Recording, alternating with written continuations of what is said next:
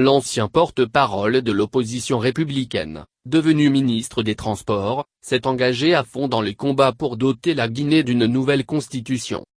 En assemblée générale samedi au siège de sa formation politique, Aboubacar Sylla, président de l'Union des forces du changement, UFC, a indiqué dans quelles circonstances la constitution de 2010 a été adoptée. La constitution en vigueur est une constitution de transition.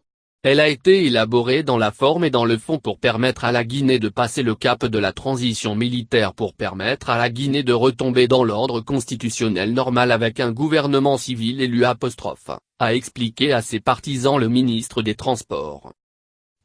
Elle a été rédigée et adoptée en un temps record.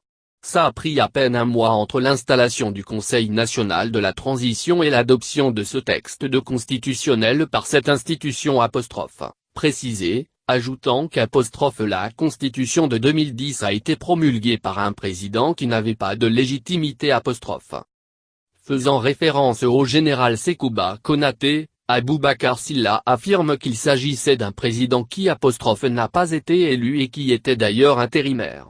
On l'appelait président par intérim. Nous avons tous accepté cela parce que la priorité, c'était de sortir de la phase de transition Le porte-parole du gouvernement déclare que pendant la transition, tout le monde avait peur que le général Sekouba Konaté, qui dirigeait cette transition, ne fasse aussi l'objet d'un coup d'État.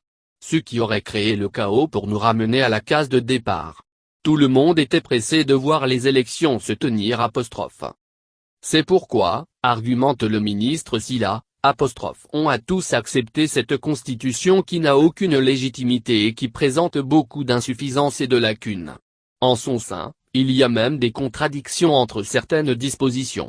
Nous sommes d'ailleurs le seul pays au monde qui est régi par une constitution qui n'a pas de légitimité et qui n'a pas reçu l'onction du peuple